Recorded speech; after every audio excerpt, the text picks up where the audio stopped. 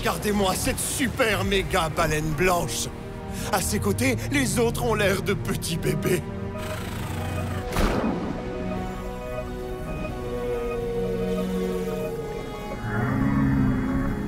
C'est le plus gros cachalot que j'ai jamais vu. C'est incroyable. T'en fais pas, Jeffrey. Tu n'es peut-être pas une baleine, mais tu es super! Super petit. Ne t'occupe pas d'elle. Tu es aussi extraordinaire qu'une baleine. Il sait que tu mens. Attendez une minute. Un front étrange, ridé d'une blancheur de neige. Une haute bosse pyramidale, blanche aussi. Tacheté, marbré de cette même blancheur spectrale.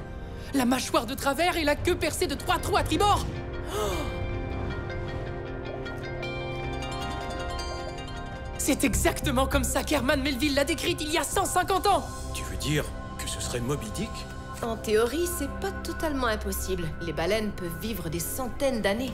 Dites-moi que je rêve, c'est pas possible. Moby Dick? Tenez-vous loin des caméras téléguidées.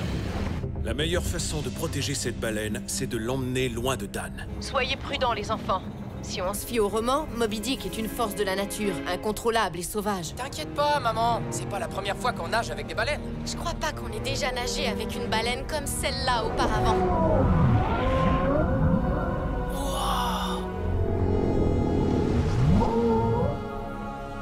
Moby Dick est majestueux. Il n'est pas si effrayant. On voit qu'il s'est déjà battu, mais on dirait un gentil géant. Viens voir de plus près, Fontaine. Sans façon, je préfère me tenir loin des baleines géantes. Salut, l'ami. Je m'appelle Ent, et elle, c'est ma sœur, Fontaine. C'est un honneur de te rencontrer. Wow! Le front, la bosse, la mâchoire, les cicatrices. C'est Moby Dick! Je me servais de ce livre comme manuel d'instruction. Je ne m'attendais pas à trouver le véritable Moby Dick! Non! Active ton sonar. Oui, je sais. J'active aussi le mode furtif. Je vais me faire discret. Mais pas pour le radar. Il te détecte toujours. Ok. Le poisson vient de changer de trajectoire. Encore? Est-ce qu'il est perdu? Si c'était ça le problème.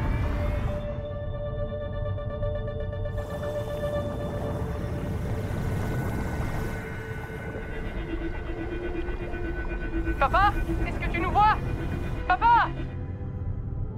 Je crois qu'il ne nous regarde même pas. Attends, La créature ne bouge plus. Il se passe quelque chose. Elle se dirige vers nous. C'est une gigantesque peau droit. Qu'est-ce qu'elle fait ici? oh non, elle se rapproche de toi. Hein? Mais je suis invisible. Je suis en mode furtif. Pourquoi moi? Est-ce que je lis dans les pensées des poissons? Je l'ignore. Ok. On reste calme. Tu vas me sauver si elle essaie de me manger. Pas vrai, Fontaine? Ouais, je crois. Mais ne bouge surtout pas. Qu'est-ce qu'elle fait selon toi? Je croyais Qu'elle était perdue, mais...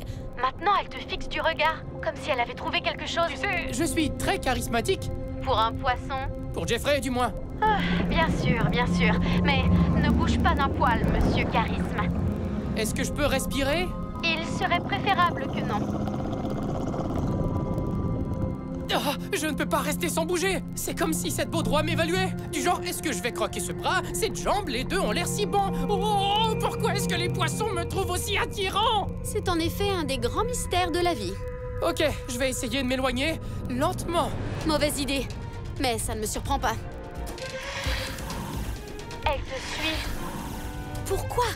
Ah, laisse-moi tranquille. Tu ne devrais pas être ici. Retourne d'où tu viens. J'ai une idée. Ent, tu dois annuler le mode furtif. Est-ce que t'es dingue? Pourquoi? Fais ce que je te dis. J'espère que tu sais ce que tu fais. Je l'espère aussi. Ah! Elle s'éloigne. Pourquoi? Je suis encore savoureux. Elle a été attirée par la lueur du mode furtif du chevalier. Elle est presque identique à la sienne. Peut-être Qu'elle croit que vous êtes de la même famille. Mais oui, c'est ça. Suis-moi. Ent,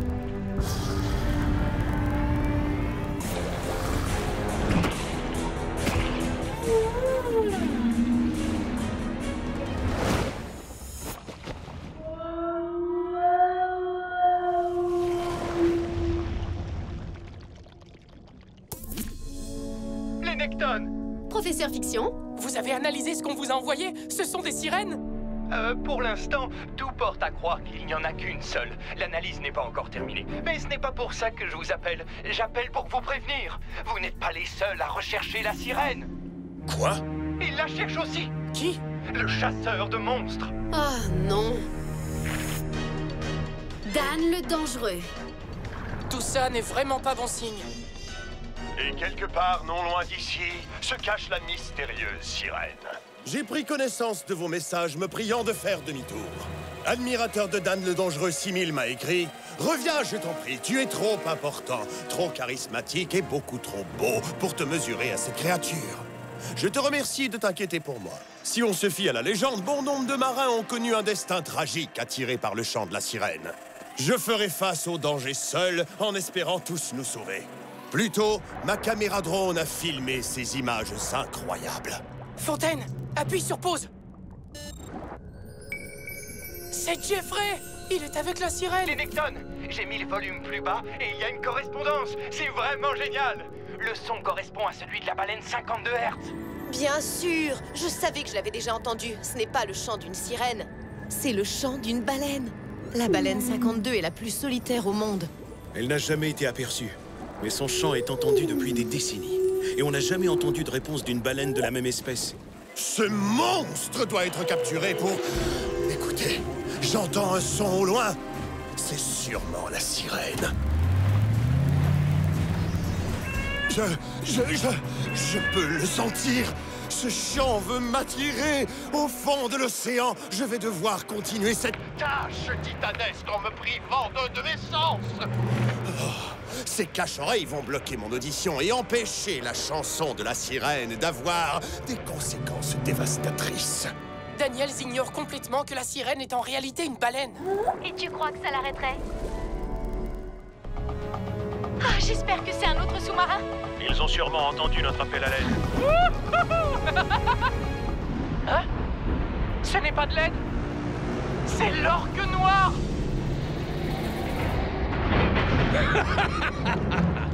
Bonjour, les Necton. Va-t'en, tête de requin, il n'y a rien pour tes pirates ici. C'est Capitaine Tête de Requin pour toi. Ton commentaire me blesse. Pas toi, Finn? Je suis bouleversé. Madeline? On a capté votre appel à l'aide. Vous aviez l'air désespéré. Ça nous a touchés. Alors, on est venu vous aider. Je ne crois pas un mot de cette histoire. Je jure sur mon honneur de pirate qu'on n'est ici que pour alléger votre charge.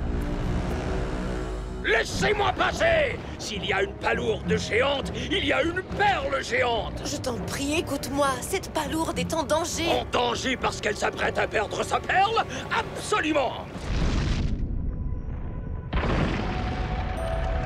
Oh! Nom d'une sirène maléfique! Elle doit peser 8 kilos, minimum. Qu'est-ce qu'elle brille? C'est incroyable. Les perles de palourdes géantes sont habituellement crayeuses. Ces palourdes sont sûrement une toute nouvelle espèce. Super, tout ça est très instructif. C'est à moi. Hé! Cette perle ne t'appartient pas! Tout ce que je décide qui m'appartient est à moi. Je suis un pirate. Allez, allez, grosse perle. Oh non, n'y pense même pas. Ah! Ne me touche pas avec tes sales pattes métalliques! Je vous en prie, on peut résoudre tout ça calmement. Lâche tout de suite cette perle, Madeline. Attention, elle se referme. Il faut que tu sortes de là, tout de suite. Laisse-moi tranquille. Les enfants, sortez de là tout de suite! Fontaine, je vais la maintenir ouverte. Oh non! Je t'en prie, ne me lâche pas maintenant. Fontaine!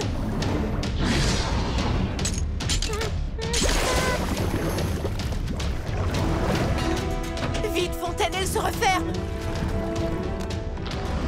Ah, je ne peux pas sortir. Je vais la chercher. Viens, Fontaine, allez. Tu peux passer par ici.